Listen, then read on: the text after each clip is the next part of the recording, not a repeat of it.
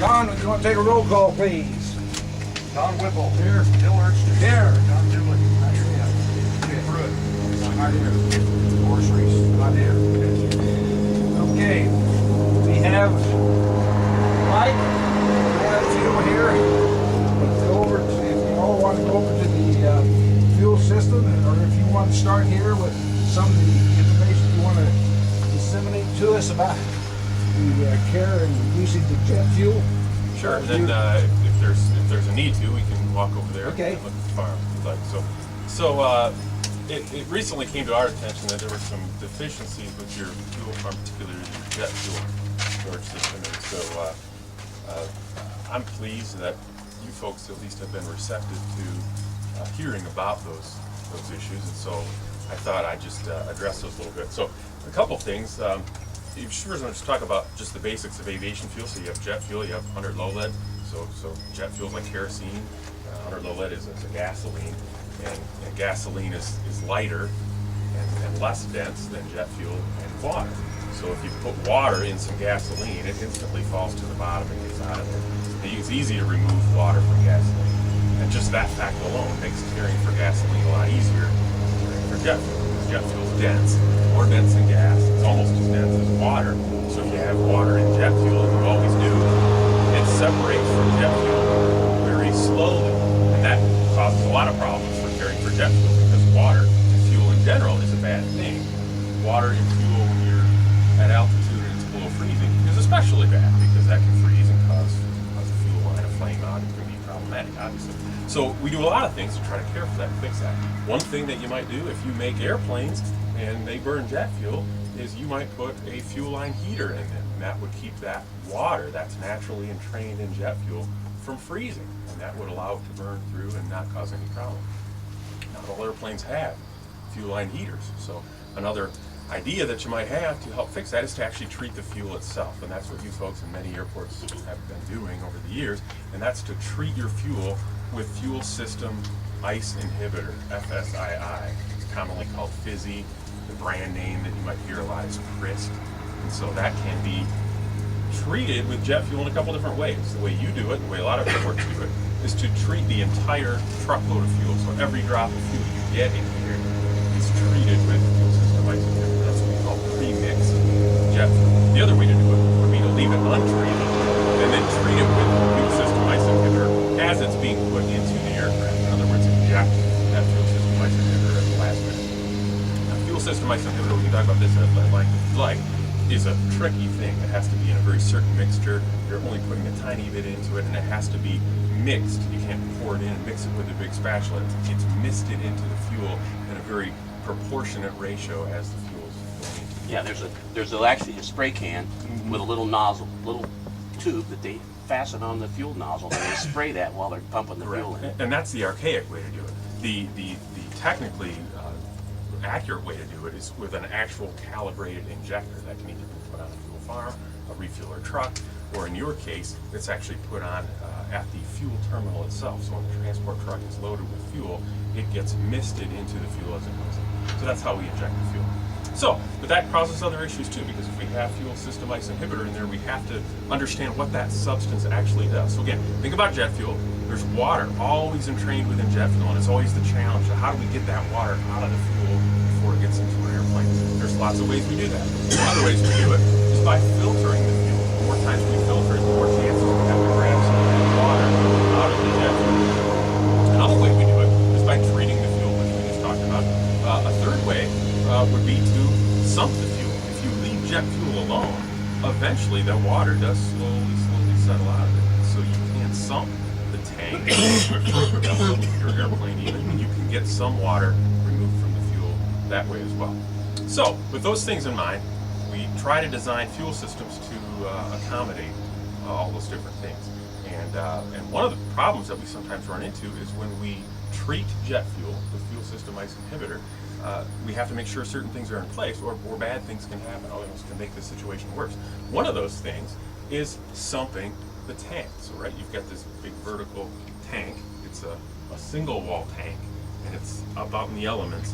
And so if it were underground, maybe it would be be at a more constant temperature, but since it's not, I mean, it'll get kind of chilly tonight. Maybe not so much now, but if you go a month from now, think about how cool it'll be at night.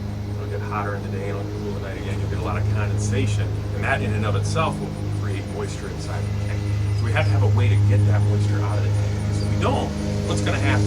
You got water in the jet fuel. The fuel system ice inhibitor that you put in the jet fuel is going to do what it's supposed to do. It's going to surround water molecules and keep them from forming together. Therefore, they can't form a big ice crystal because they're surrounded by this anti-ice additive. Okay, so now all that stuff starts to settle out of the bottom of the tank. And if you don't remove the water from that, you can have two problems that happen. One is you can have this substance that forms at the bottom of your tank, which we like to call apple jelly because it looks a lot like what you think of as apple jelly. It's this gooey, rotten substance that can really tarnish your tank and tarnish a lot of the fuel. That's a problem. The other problem is as that fuel sits there, especially if you don't go through it a lot, if you're not recirculating the fuel, what do you think happens to all the jet fuel that's on this level of the tank as all the water and all the fuel system ice inhibitor settles to the bottom? Now the fuel up here is really not treated with enough fuel system ice inhibitor to effectively protect that aircraft at altitude from a fuel line freeze, because you still have water to some degree trapped in it, but it won't have enough additive to properly protect that fuel. So that's one of the problems that we run into with that. So how do you fix that? Well, you can fix it by recirculating the fuel, fix it by sumping and taking that apple jelly-like substance out. But you can't do that because you don't have a tank sump. So that's problem number one. You got, I think, about maybe up to 9 problems with the fuel farm. That's the first one I would draw to is there's no sump on the tank itself. So you can't actually get any particular water out of the bottom of your tank. That's the first thing. Second thing you don't have is a sump on your filter vessel. So again, think about what a filter is supposed to do. It's grabbing all kinds of particulate, water, everything else. And if you don't have a sump to be able to take that out, you're letting all that stuff sit into a place where all your good fuel is going through. So it's no different than your vacuum on your, the bag on your vacuum. If you don't empty that out every now and then, you're really just adding more and more dirt to have to go around. It's similar to that. So with no filter vessel sump, again, we're asking for the problems. That's problem number 2 with your fuel farm. Problem number 3 is, in our industry, we really aim to try to have the fuel filtered 3 separate times. We like to have jet fuel particularly filtered 3 times. And again, we want to get rid of particulates, dirt, that kind of stuff. We really want to get rid of water. And again, the more we filter fuel, the more we get rid of the water. But you only filter the fuel once. Now we can tolerate twice. Twice is acceptable. But once is really not acceptable. Because again, we're not filtering it off the transport truck. It's unfiltered there. It should be fairly clean, but again, it'll have water in it. If we're putting it from your fuel farm into a fuel truck, then it could get filtered again before it goes into the airplane. But we're not doing that. So it's going from your farm straight into an aircraft. So it's only filtration. That's a problem. So I don't know where I am number-wise, but that's another issue. That's 3. That's another issue that I want to lose count. How far apart do you have to have the filters? In terms of the stages of it? Not far at all. You could filter all 3 right in a row. Or 2 right in a row.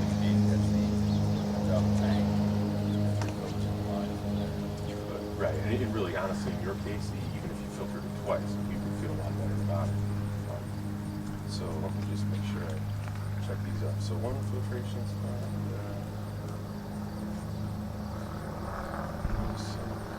Okay. Say 3 times the 30. Correct. Correct.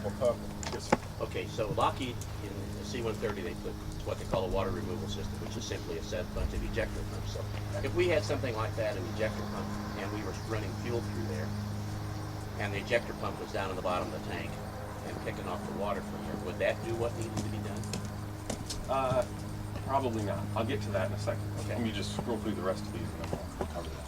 So, okay, so another issue that, and again, I don't know about a couple of these because I couldn't tell by looking at it, but another issue that, again, we'd like to have this particular feature in place so that we can tell whether or not our filter is working. That's a differential pressure gauge.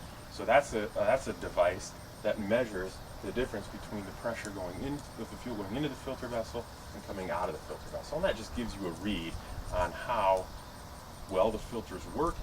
It doesn't have to be a certain number, but it's a great clue for the person actually doing the fueling, because if you notice the differential pressure is at, say, 20 psi, and all of a sudden it drops to 0, well, that's a pretty good indicator that your filter vessel has blown out entirely, and whatever was in that thing has now passed downstream and is into your aircraft. Or if it goes from 20 and it jumps up to 40, again, something has clogged that up, and it's just a way for you to monitor whether or not your filter is working. And without a working differential pressure gauge, which I don't believe that one is, again, you're just guessing. You don't really know if the filter is working at all or not working at all. The next thing is black pipe. The fuel system is entirely made out of black pipe, which isn't a huge problem going up to your first filtration stage, but after filter, it really should be stainless. And again, the reason why, jet fuel has water always entrained in it, and so if you've got black pipe, it's going to rust. And if you've got no filter, because you're already past filter, that rust is going to end up downstream. So stainless after filter is critical. Most new fuel systems you see now will be stainless in all the pipe, even before filter. Another thing that I don't, again, I'm guessing on this, but I don't believe your fuel farm has what's called a floating suction system. So floating suction I think this one does have it. Yeah, It does. Okay, so you do have floating suction. Okay, great. Well, that's good. See, we're down to only 8. All right. So, do you know if the tank's lined? Yes, it's lined. It is lined. We're not sure what's lined with. It's lined. Okay, so it is lined. Well, it's probably lined with something. I mean, lining in most cases is a painting, an epoxy coating. And again, that's simply to keep that water from attacking steel, forming rust, stuff. Well, that's lined, and you have a floating suction, that makes me feel better, because that apple jelly substance, which I can guarantee is on the bottom of that tank, is probably well above your floating suction. So that's a good one. Okay. Around the 7th. Okay, so 2 other issues. One is the actual filter type that you have. You've got what's called a monitor style filter element. There's 2 types of filter elements. One is a coalescer separator, which is what the industry likes. That works kind of like it sounds. It coalesces, it draws together the water, and it separates it from the fuel. They work in different ways, but that's the concept behind it. It does that.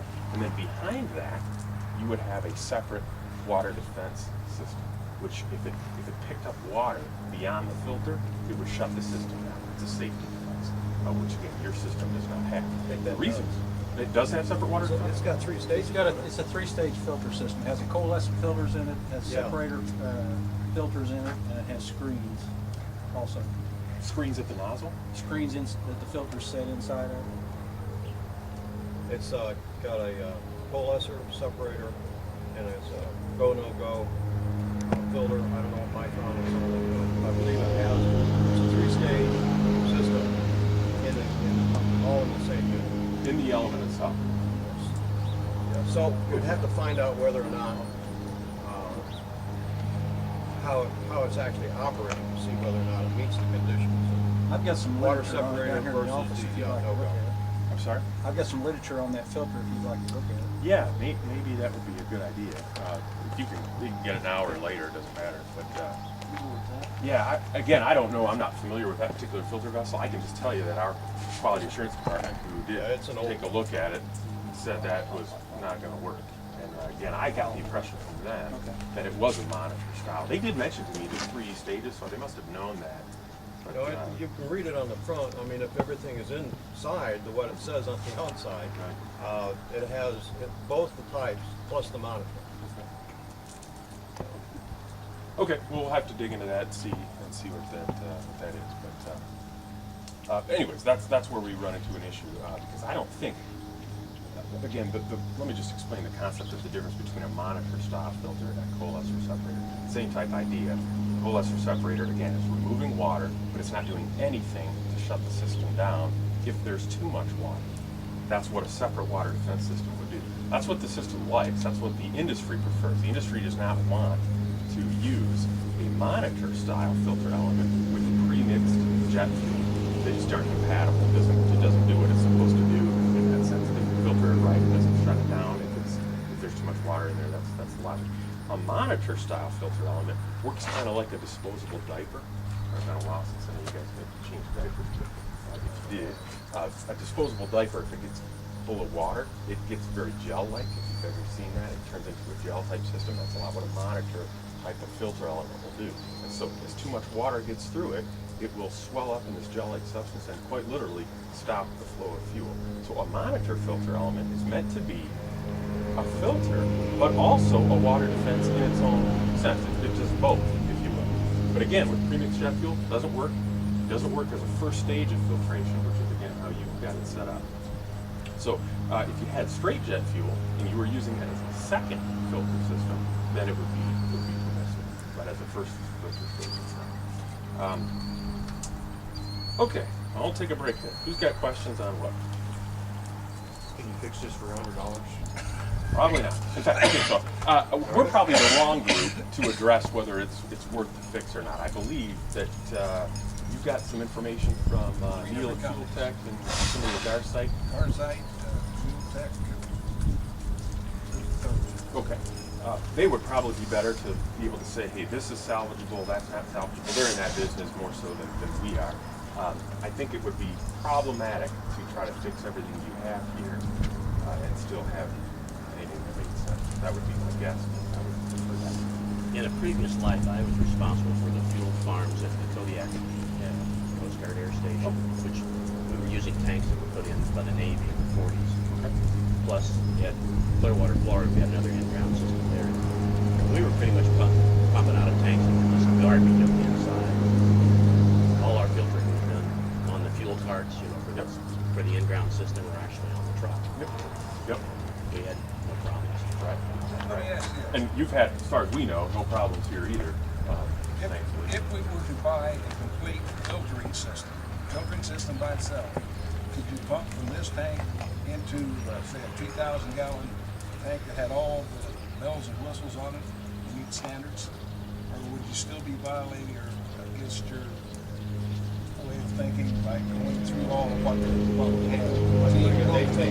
Yeah, that would be better, but you would still have some issues. Like, for example, you've got premixed jet fuel, which I'm almost certain that's falling out. I'm guessing you have no real way to recirculate the fuel, so I can almost guarantee, especially with a floating suction, that what you're pulling out is really not truly premixed jet fuel to the point that it's not within the 0.1 to 0.15 ratio that's okay. I don't know how you would fix that with that. Now, you could go to straight jet fuel, and then you would have to have some sort of injector mechanism or use aerosol cans if you wanted to get that. Our principal operator on the field here does not want to do that. We can understand why. What is? He's operating the lattice. Okay, so he needs it. He don't want to be doing self-injection. So again, I would probably defer that to the real fuel farm experts, but my guess is that you'd still have a few issues with it. In a way, you just take problems one by one. The sump is one issue, but even take the black pipe issue. All your filtering is for naught when you're putting it through black pipe, because you're very likely picking up some particulate past filter, and that's going to end up downstream. So you're just putting that into another fuel system. And really, by the time you get, we just bought a fuel cabinet, which is essentially what you're talking about. It's what we call a pumping skid, and it basically has an inlet, a hose reel, a filter, a pump, a meter, and you just run power to it, and essentially it's everything but the tank, basically. But those things are a bunch of money. I think we probably, the one we just bought was $55,000. I mean, they're a lot of money to get all those components together. I think a better question, again, for maybe our site or a fuel tech would be, what do we have on this system that could be reused? Could we reuse our meter? Could we reuse our pump? Those are expensive items that may or may not be worthwhile. We might look at it and go, Well, my personal feelings are that if you were to do it, you might as well go all new instead of putting something used into a new system. Yeah, are you thinking that instead of fixing multiple components, a whole new system, is that what you're kind of? Again, I'm not saying that because I really honestly don't know that. My guess is, and that's all this is that when you get some quotes on what a new system costs, and you start to get some quotes on what will it take to bring what we have up to code to where it's passable, my guess is that it's going to make more sense. Look at it like this. If it was $100 grand to buy a brand new one and $80 grand to fix what you had, I don't know, you make the call on it, but my guess is that it might make more sense. How large a capacity is the fuel cabinet? The cabinet itself, the pump skid itself, really It is has no capacity. Okay, so you're just pumping straight out of the tank, here it is, that's the plane, which that's what you want to do to begin with, is what that fuel cabinet's doing, this tank would not be defective. What Or may be, existing. what may be an option is to buy a pump skid and get rid of the pump skid you have and replace it with that. And that seems easy enough, but again, a couple other issues you have to have with that. And one is you probably want to reroute your, you know how you've got the black box with the little flip-up lid, and that's where the tank or truck will hook on and pump fuel into your farm, and essentially pushes it through that pipe and into the tank. You would have to repipe that so that it went into your pump skid, so it filtered on the way in, And and on you the way flip the back valve, and it would filter through that same filter on the way back out again. Again, I don't know that that's a quick and easy and inexpensive fix to repipe that. To put in a tank sump, again, may just be more cost than it's worth. Again, I'm not the expert on that, but I think those will be some of the costs. What do they use at Connersville? I remember fueling at Connersville. They have a system, a jet fuel. You know what kind of system they have? Yeah. Tell me What have about they got it. at the Indianapolis Heliport? You know, Yeah, I don't that's know kind of that. an in-ground system. You may know that down in I should know, I put the system in. What do they have? I mean, it looks like ours. But It's a manufactured system that you buy. It's a certain number. I forget the company. They'll come to me and let you know. Is it a vertical tank or horizontal? No, this underground storage tank. You're talking about the dispenser, Okay. right? Yeah. It's a standard off-the-shelf jet fuel dispenser, stainless steel throughout. So That's dual part of filtering. that's the thing. I mean, even just what you said there. If you just had that, it would go a long way to It has offload, unload, everything right in the cabin itself.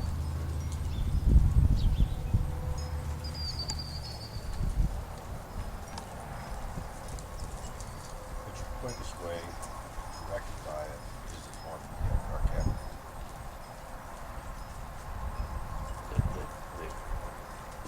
the dispensing cabinet.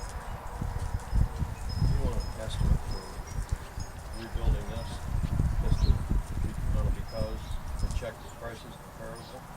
There's a company here close by, Gentry. He's a guy that works on the North Vernon. They're working on the system down there now. So he would be, it's got some docks not too far from here. Doc? Yeah, Dawson Oil Company. At the Lakeville? Yeah. See, here's what concerns me about that. This system was put in by a group of people that I used to employ to do stuff at the phone company. We were just filling station type people. I want to be sure we get somebody that's up to date, absolutely positive on aviation, so we don't have something. Well, Gentry is. Is he? Oh, yeah. Yeah, he's one of the best installers in the state in fueling systems, aviation. But also, personally, I don't want to do something half-ass here and still have something that's not working because we aren't circulating the jet fuel the way it should be done. If we do it, I think we should be up to date on everything. Don't you, John? Yeah. You know, the way you circulate the jet fuel is you can take the hose and you put it in the tank and you pump fuel for a while. Up, back to the top. Yeah. To up the That's top. what we did. We just, Yeah. that's what they do in the ship. Yeah, Well, you the don't have best a way to do it is diffuser. if you had you could use you won't have single point, maybe you will, I don't know, you haven't got to that point, but if you had that, you could put that back to your inlet, and then at a high rate, circulate. Then you put the tank on the ground, you have a lot less condensation and more constant temperature. You want to take it to the top of the tank. You have no diffuser up there. There's a reason why you see up-ground tanks everywhere now. Let me just address that real fast if you don't mind. And that's a good point. I think there's a constant debate about what's better, above or below ground tank. If you've got an above ground tank, certainly these size, you're going to qualify to have an SPCC plan. Very good. But if you have a below ground tank, there's some new EPA regulations, federal regulations that are out now that you're going to have to be certified as a tank operator. And there's some pretty onerous requirements that go along with that. Different kind of So monitoring. if you've got one of each, you've got the worst of both worlds. At least stay above all the way or below all the way, and it'll limit your regulatory compliance. But the newer above ground tanks have extra walls inside of them. They do. If you get an above ground, correct. If you get an above ground tank, you'll have a double wall tank. No, do you have to have a fire guard tank in Indiana? In this state, according to the codes, it's an international fire code, so I believe it would be a 2085. Okay, so if you have got to have a UL 2085, which is a concrete lining. double wall tank with about a 3-inch gap that has essentially a concrete lining, it's a fire guard rated tank. It'll add about 15 or 20 grand to the cost of your tank. Aerovac, the company I used to work for, they was pretty much a low budget operation, and I'm sure they didn't have any icing inhibitor in their fuel, but they had a double wall tank, and actually they had a sump pump that we would pump every day, and a real simple filter system, but it was real simple jet fuel. But it was, they came in and with a crane and dropped it down and hooked up the electric to it. It started operating. It was a pump like you would see on a farm tank. But that was fine for what they did, and it was a double wall tank. And that was for their own use. Yeah, Wasn't for public yeah, it was a use. 135 operator. So. Thunderbolt's got a hand pump or something too. Yep, a lot of places do. Nothing wrong with that. Really, all you're trying to do is Yeah, it was just just grab one of those something. it was a barrel pump. Now, That's what it is, same thing. you had mentioned to me earlier, if you put in a tank like a Garst or Garst, Carson. if you're selling to the public, it has to be 50 foot away from a tank, and it can't The be dispenser, part of the no matter unit. who interprets the code, but anyhow, the dispenser, distance between the dispenser and the tank, wherever you want to measure it, however you want to interpret the code, needs to be 25 feet, according to the international fire code. Indiana ever got rid of their regulations on that? Indiana had some They, goofy regulations. did upgrade them. Separate tanks and the distance between them. They got rid of that. Okay, because the fire code said it had to be a maximum of 100 feet gap between tanks, and Indiana said it had to be a minimum of 100 feet, which means it better be 100 feet or you were going to be out. Yeah, that's changed. They went strictly international fire code, and they got rid of that. It was upgraded to, well, they still combine the two, class 1, class 2, as the same fuel, which it really isn't. But anyhow, they combine those, the total aggregate's 48,000. So they're well within that condition. So, it used to be that crazy appendix 2F where it was 18,000 and 10,000 maximum and 18,000, so you're right at the limit for that.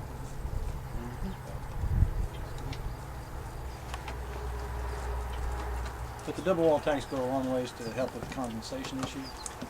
They do some, yeah, but honestly, if you have, they do. But if you have a sump and you have the tank properly sloped so that the water and the particulate go to a low point, and you can draw from that low point, you can really keep the tank. I mean, anybody in the fuel business is going to tell you got to do a daily sump, and if you get a sump reclaimer, because it's quite possible you might sump more than you sell for a week or 2 week period of time. If you were sumping every single day and you're taking a gallon or two out each time and making sure that fuel's clear and bright.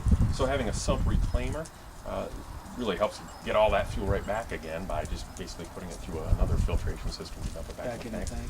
But honestly, you could probably get away with something less frequently than daily. But even if you did it weekly, it would certainly be a huge improvement over never, which is what your current system allows you to do. Well, that was one question I was wondering about. They only have one true opening where you can put a sump currently. Okay. And that's where the offload from the tanker into the storage. I was wondering if that could be reversed at that location as well, with the diffuser setting down in there, or would it just clog the diffusers on? You're asking if you could have the sump go in the same port that the fuel actually goes.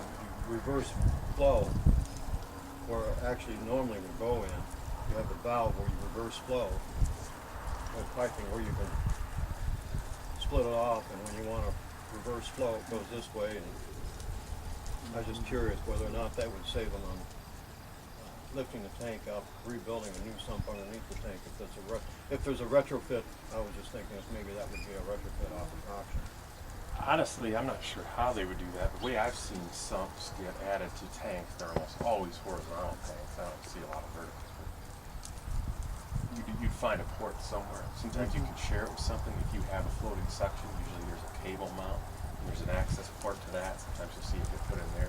We're really just trying to get to the low point.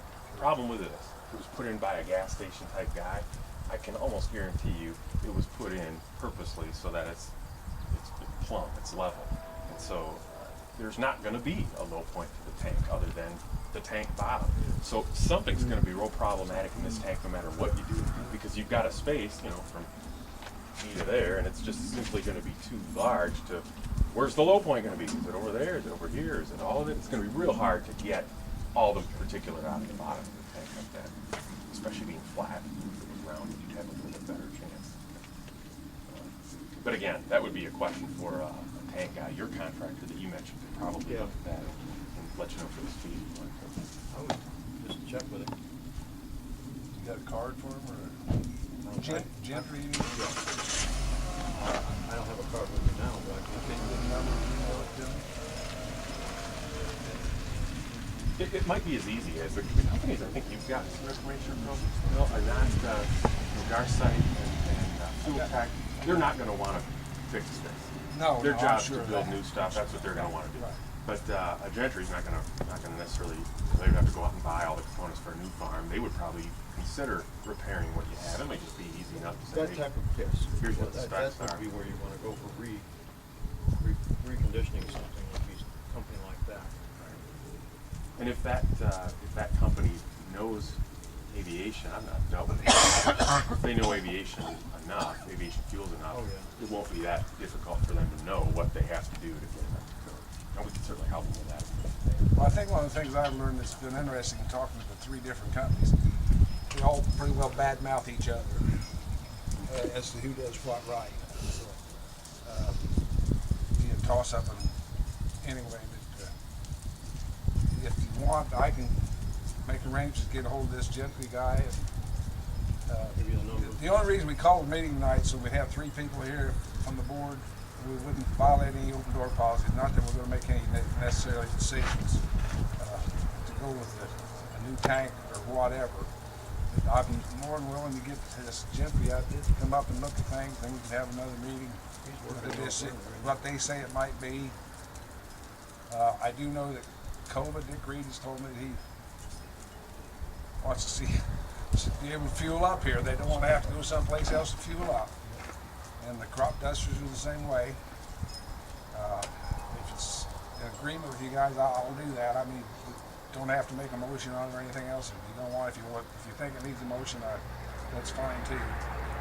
I just want everybody to hear the same thing of what we're talking about. But my goal is that when we finish up, we don't have anything jacklegging the system that it's all above board and set so that we can rest assured that when Todd goes up or anybody else goes up, that if something happens, it's not going to be our problem. Now, hopefully they never have one. Now, I don't know if you were aware, about 2 years ago, a Pilatus 12 crashed out of St. Paul, I believe, St. Paul, Minnesota. It picked up, they had more kids in the plane than seats. They first thought it was overloaded, but they had filmed the guy fueling at a station in an airport in California that did not have Chris, and they blamed it on he had a flame up I remember that. and killed like 12 people in the plane. We don't want that to be, we don't want that here. At least I don't. Yeah, and I can tell you, the current setup, I wouldn't want to take fuel out. I don't know how you can know that the fuel's of good quality. You're only filtering it once. You can say, well, that filter should be enough to catch everything, and it should. But with no DPH, you don't know that. You're guessing, just like we'd be guessing. And if that fuel sat there long enough, I can almost guarantee the fuel system license inhibitor is settled out. You're drawing off the top. You don't have enough mixture. And then you've got black pipe after filter. So what's in that pipe? That's passed downstream. You just don't know. And we're not comfortable with that. I don't think you are. No, here. But if you put a fuel cabinet in there and fund it with stainless pipe, most of your worries would be over. And that would be the quickest way to resolve the issue that you have. You got people who want to buy fuel here, but you still have to consider the economic factor too. Think about that. I'd get a cost there, I'd get a cost of renovation, and I would get a cost on a new system. And the board has something to compare with. I'll get you two of those. Okay.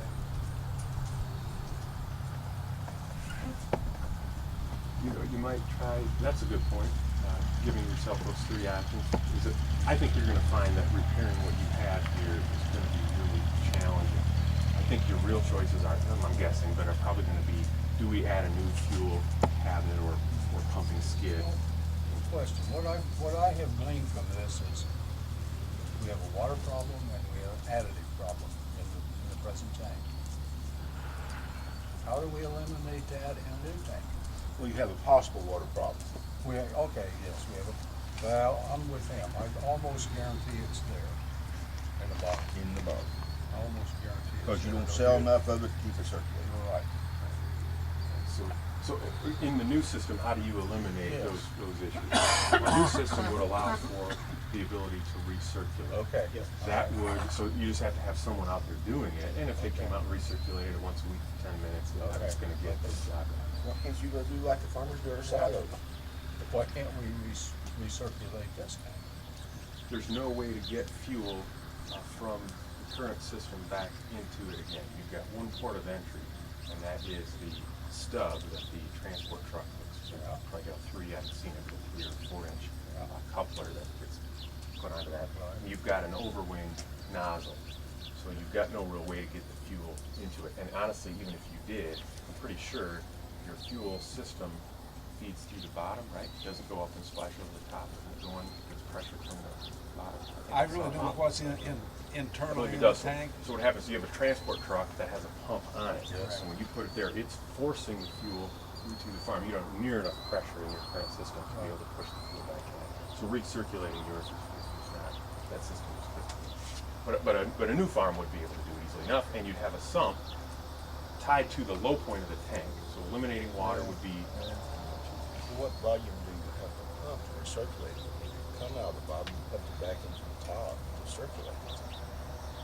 you have access to the top. Yeah. We could have, couldn't we? They have a long bolt manhole. Turn that dude out and go up and put a hole in it. Yeah, right. No, I'm serious, Billy. What type of ports? It can be done. Don't laugh at me. There is some ports up on top. Well, Obviously, there's a vent up there. Yeah, right. I don't think I've ever seen anyone do that, so My I'm guessing. personal feelings on that with the safety factor, climbing a ladder with a hose and doing that. No, I'm not saying it. It'd have to be piped. You'd have to plumb this in. Yeah. But my You bigger wouldn't be issue- crawling up. My bigger issue with Well- that would be static. Because when you're Then you'd dropping probably have to fuel- change Yeah, your. you just don't want to drop jet fuel.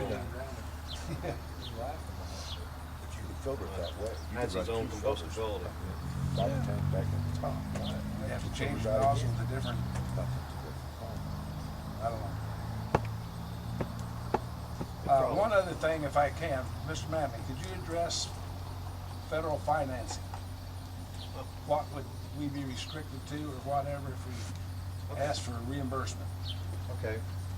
Well, the only opportunity through the FAA AIP program to receive aviation trust fund money is what we call non-farm entitlement. That's the only money you can use. That's your annual $150,000, which you used to do the overlay with last year. So you have that money this year, hasn't been committed yet. There is a grant application in there for cleaning up the rest of the soft costs for buying the airport this year. That'll be done. And there's money coming in next year, same $150,000. The conditions for a system for this, it's eligible. However, you have to sign a form saying that, I'm getting mixed in with your bird trap. Sign a form saying that you agree that you're going to use this non-prime entitlement money for a revenue-producing item, which it's still eligible, but that will eliminate your opportunity for discretionary funds for the next 3 years. Which according to how much everything's gonna cost. Yeah. Which is the most feasible way to go. Yeah, so I mean, just a question on how that works. The signing that statement on the 3 years, there is a condition that you have satisfied everything else on the airport, which up to this point in time, exclusive of having environmental cleared, up to this point in time for this airport, there is nothing more you can satisfy. So you have met those conditions, so. But it is that 3-year moratorium on receiving any discretionary dollars. You'll still receive your non-prime entitlement, but the moratorium on discretionary is the question. So to come out ahead would be something that you had $500,000 that you had to spend to be able to come ahead and break even, $500,000 plus. You're talking about $450,000 over the next 3 years.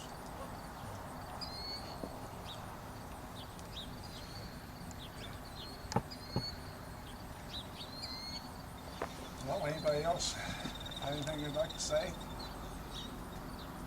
Any questions for Mike? I'd just like to make one comment. Okay. For everybody to think about. Down the road, God, I hope I live long enough.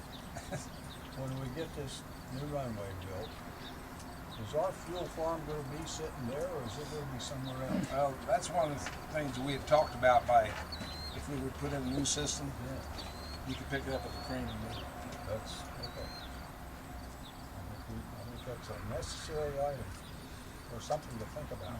That is a good point. I can tell you, that, if you don't mind me saying, a new fuel system essentially comes, and it really almost doesn't matter who you get it from. It would come on a skid, so think about a steel rail. The tank would be sitting on one side of it, and then the pumping skid, the filter, the pump, the hose reel, everything else would be on the other. And it quite literally, that's how it'll get here. They'll bring it out of flatbed and stuff now, so it's easy. Another thing you might want to consider too, if you are, I didn't know you were doing a runway expansion, but you might want to consider what your future clientele will be. What we tend to see in the industry is fewer 100 low lead sales and more Jet A sales. So if you draft 100 low lead sales over the last 30 years nationwide, you'd see about a 55% drop between then and now. And that trend isn't probably going to continue at that pace. Maybe it'll plateau a little bit, but certainly you're going to see at that same period of time, jet fuel sales have gone up. I only think that will continue more and more. So, so if you do put in a jet fuel system, you may consider what capabilities it would have. So right now, your jet fuel system only allows for overwing fueling. But if you had a larger jet come in, which you might get with a bigger runway, you might consider having the ability to single point or underwing fuel, which again adds more to the cost, because you may not have 223 phase, which you would probably need in order to have a system like that. But Afuel operates a newer citation, and I can tell you the overwing caps have never been off, and they'll probably never come off. If our airplane came here, our guys would probably just opt to not buy fuel rather than to have somebody overwing fill it. Well, I assume that's one thing with Garcia, where you can get 2 reels, one would be for underwing and one for be above. Or you could have one reel with a quick disconnect where you could take off the single point. Dry disconnects you use popularly for places where you don't use them as much. Mr. Chastain, you got any words of wisdom? No, but again, as you're looking to renovate, renew, whatever you want to say, you know, again, just keep in mind you've got several codes. You've got the fire code, you've got the mechanical code, electrical code, all of those. And when we spoke on the phone, making sure that whoever you're going to have do this understands all those, and those are the end of, you know, and they don't put something in that's going to instantly become non-compliant on the fire code or whatever. So this is actually county, so yeah, there's building permit issue, yeah. So that would entail a final inspection, but again, unfortunately, we don't see this stuff very often. So, you know, we're gonna, you know, anything done here, I'm going to assume is probably gonna, by it being commercial, is gonna need to be submitted to the State Fire Marshal's office for a review. They're gonna look it over it again. Whoever's doing the work should have someone on staff that can design it and be your code person to make sure something code-wise is not going to come back and bite you in the butt. And you know, that's something that, and again, I will sit and work with you to the best of my abilities. But as I stated to you on the phone, Bill, you know, I ran you a copy of Chapter 11 from the International Fire Code, which is aviation facilities. But in here it references probably 5 or 6 other chapters in the International Fire Code. That's not chapter 11, the reference is the check Yeah. that you've got, I guess. Yeah. So, They- you know, it's not as easy as Goes all sitting over. here and saying, well, okay, you know, aircraft maintenance, aircraft fueling, it's all covered here.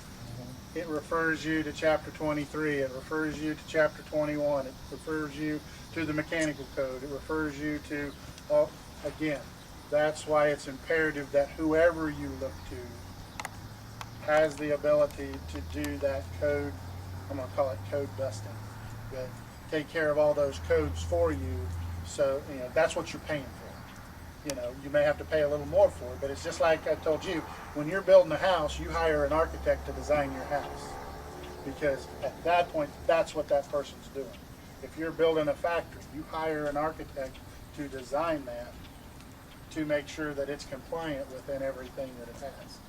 You know, again, I'll work with you any way I can, I'll work with Don, I'll work with whoever, but I'm not an airport design person.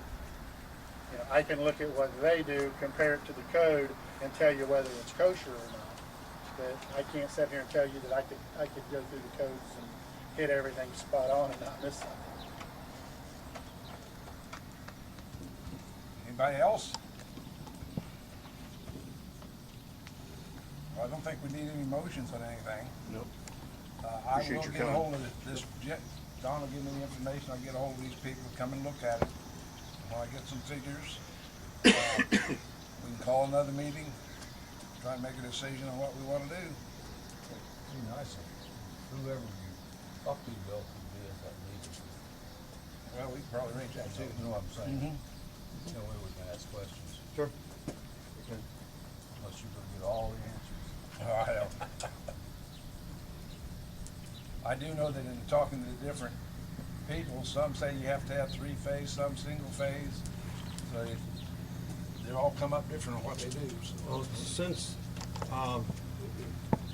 North Vernon's single phase, but that is a hard way to go. There's not and that's a submersible pump and underground storage tank system. And it's a hard way to go to get the right, if you're gonna think single point, to get the right kind of pressure to move that poppet valve that's in the aircraft. You usually have to have a minimum of 45 PSI to move the poppet valves that's in the aircraft. That's a single point under wing loading position. Especially military can get up to 60 PSI. Or bigger airplanes, so it just depends on the aircraft. Some Gulfstream, Sabreliners are, Yeah. it's a lot of pressure. Right. So you just need to hire rated pump, and you can't get them in single phase, usually. You can get phase converters, that's another engine.